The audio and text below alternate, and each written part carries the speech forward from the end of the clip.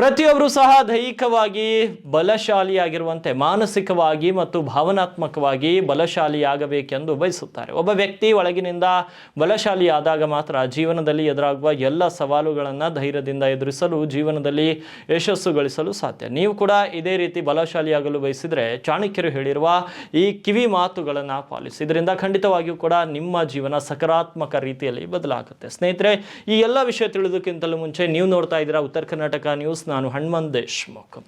ಈಗಿನ ಕಾಲಘಟ್ಟದಲ್ಲಿ ಯುವ ಜನ ಜಿಮ್ಗೆ ಹೋಗಿ ವ್ಯಾಯಾಮ ಮಾಡಿಕೊಂಡು ದೈಹಿಕವಾಗಿ ಸದೃಢರಾಗ್ತಾರೆ, ಆದರೆ ಹೆಚ್ಚಿನವರು ಮಾನಸಿಕವಾಗಿ ದುರ್ಬಲರಾಗ್ತಾರೆ.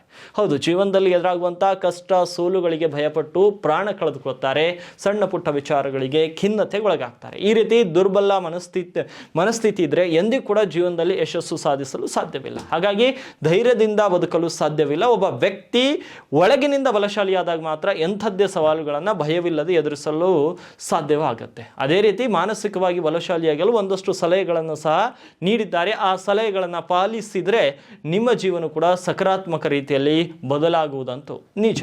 ಹಾಗಿದ್ರೆ ಮಾನಸಿಕವಾಗಿ ಬಲಶಾಲಿಯಾಗಲು ಏನು ಮಾಡಬೇಕು?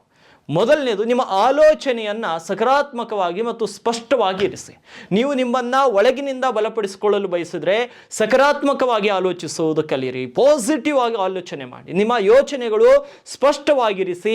ನಿಮ್ಮ ಮನಸ್ಸು ನಕಾರಾತ್ಮಕ ಆಲೋಚನೆಗಳಿಂದ ತುಂಬಿದರೆ ನೀವು ಜೀವನದಲ್ಲಿ ಎಂದಿಗೂ ಮುಂದುವರಿಯಲು ಸಾಧ್ಯವಾಗುವುದಿಲ್ಲ. ಚಾಣಕ್ಯರ ಪ್ರಕಾರ ಸಕಾರಾತ್ಮಕ ಮನಸ್ಥಿತಿಯು ಸ್ಪಷ್ಟ ಗುರಿಗಳನ್ನು ಮತ್ತು ಆತ್ಮವಿಶ್ವಾಸವನ್ನು ಕಾಪಾಡಿಕೊಳ್ಳಲು ಸಾಧ್ಯ.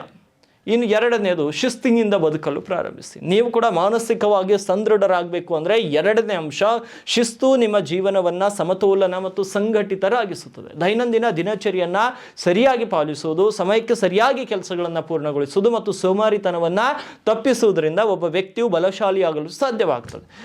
ಅದೇ ಶಿಸ್ತು ಇಲ್ಲದೆ ಜೀವನದಲ್ಲಿ ಯಶಸ್ಸು ಸಾಧಿಸುವುದು ಕೂಡ ತುಂಬ ಕಷ್ಟಕರವಾಗುತ್ತೆ ಅಂತ ಚಾಣಕ್ಯರು ಹೇಳ್ತಾರೆ. ನೀವು ನಿಮ್ಮ ಜೀವನದಲ್ಲಿ ಶಿಸ್ತಿನಿಂದ ನಡೆಸಿದಾಗ ನಿಮ್ಮ ಆತ್ಮವಿಶ್ವಾಸವು ಗಮನಾರ್ಹವಾಗಿ ಹೆಚ್ಚಾಗುತ್ತೆ, ಯಶಸ್ಸು ಕೂಡ ಸಾಧಿಸಲು ಸಾಧ್ಯವಾಗುತ್ತೆ. ಇನ್ನು ನೀವು ಮಾನಸಿಕವಾಗಿ ಸದೃಢರಾಗಬೇಕು ಅಂದರೆ ಜ್ಞಾನ ಪಡೆಯುವ ಮತ್ತು ಕಲಿಯುವ ಅಭ್ಯಾಸವನ್ನು ಬೆಳೆಸ್ಕೊಳ್ಳಿ. ನೀವು ನಿಮ್ಮನ್ನು ಬಲಪಡಿಸಿಕೊಳ್ಳಲು ಬಯಸಿದರೆ ನೀವು ನಿರಂತರವಾಗಿ ಕಲಿಕೆಯ ಅಭ್ಯಾಸವನ್ನು ಬೆಳೆಸ್ಕೊಳ್ಬೇಕು. ಹೊಸ ವಿಷಯಗಳನ್ನು ಕಲಿಯಲು ಪುಸ್ತಕಗಳನ್ನು ಓದಿ, ಹೊಸ ಕೌಶಲ್ಯಗಳನ್ನು ಪಡೆದುಕೊಳ್ಳಿ ಮತ್ತು ನಿಮ್ಮ ಹಿಂದಿನ ಅನುಭವಗಳಿಂದ ಕಲಿಯಲು ಪ್ರಯತ್ನಿಸಿ. ಈ ಅಭ್ಯಾಸಗಳು ಅಳವಡಿಸಿಕೊಳ್ಳುವುದರಿಂದ ನೀವು ಆತ್ಮವಿಶ್ವಾಸದಿಂದ ಬದುಕಲು ಸಾಧ್ಯವಾಗುತ್ತೆ. ಚಾಣಕ್ಯರ ಪ್ರಕಾರ ನಿಮ್ಮೊಳಗಿನ ಜ್ಞಾನವು ನಿಮ್ಮ ದೊಡ್ಡ ಶಕ್ತಿ. ಅದನ್ನು ಯಾರು ನಿಮ್ಮಿಂದ ಕಸಿದುಕೊಳ್ಳಲು ಸಾಧ್ಯವಿಲ್ಲ. ಹಾಗಾಗಿ ನೀವು ಹೆಚ್ಚು ಜ್ಞಾನವನ್ನು ಹೊಂದಿದ್ದಾಗ ನಿಮ್ಮ ಆತ್ಮವಿಶ್ವಾಸವೂ ಕೂಡ ಹೆಚ್ಚಾಗುತ್ತದೆ. ಇನ್ನು ಕೊನೆಯದು, ತಾಳ್ಮೆ ಮತ್ತು ನಿಯಂತ್ರಣ. ಜೀವನದಲ್ಲಿ ಕೆಲವು ಸಮಯಗಳಲ್ಲಿ ತಕ್ಷಣದ ಫಲಿತಾಂಶಗಳು ಸಿಗುವುದಿಲ್ಲ. ಅಂತಹ ಸಮಯದಲ್ಲಿ ತಾಳ್ಮೆಯಿಂದಿರುವುದು ಬಹಳ ಮುಖ್ಯ. ಚಾಣಕ್ಯರ ಪ್ರಕಾರ ತಾಳ್ಮೆ ಉಳ್ಳ ವ್ಯಕ್ತಿಯು ಕಠಿಣ ಸಂದರ್ಭಗಳಲ್ಲಿಯೂ ಸಹ ಸರಿಯಾದ ನಿರ್ಧಾರಗಳನ್ನು ತೆಗೆದುಕೊಳ್ಳಲು ಸಾಧ್ಯವಾಗ್ತದೆ. ಅದರಿಂದ ಆತುರ ಮತ್ತು ಕೋಪ ಮಾಡಿಕೊಳ್ಳದೆ ಶಾಂತವಾಗಿ ಯೋಚಿಸುವುದನ್ನು ಕಲಿಯಿರಿ.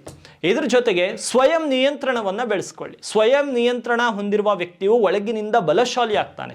ಅದರಿಂದ ನಿಮ್ಮ ಆಸೆಗಳನ್ನು ಮತ್ತು ಅಭ್ಯಾಸಗಳನ್ನು ನಿಯಂತ್ರಿಸಲು ಕಲಿಯಿರಿ. ಒಬ್ಬ ವ್ಯಕ್ತಿಯು ತನ್ನ ಮನಸ್ಸಿನ ಮೇಲೆ ನಿಯಂತ್ರಣವನ್ನು ಹೊಂದಿದರೆ ಸಮಸ್ಯೆಯು ಆತನ ಸುತ್ತ ಕೂಡ ಸುಳಿಯುವುದಿಲ್ಲ ಎನ್ನುತ್ತಾರೆ ಆಚಾರ್ಯ ಚಾಣಕ್ಯರು. ಹಾಗಾಗಿ ನೀವು ಕೂಡ ದೈಹಿಕವಾಗಿ ಬಲಶಾಲಿಯಾಗದೆ ಮಾನಸಿಕವಾಗಿಯೂ ಒಳಗಿನಿಂದಲೂ ಬಲಶಾಲಿ ಆಗಬೇಕಂದ್ರೆ ಈ ಅಂಶಗಳನ್ನು ನಿಮ್ಮ ಜೀವನದಲ್ಲಿ ಅಳವಡಿಸಿಕೊಳ್ಳಿ.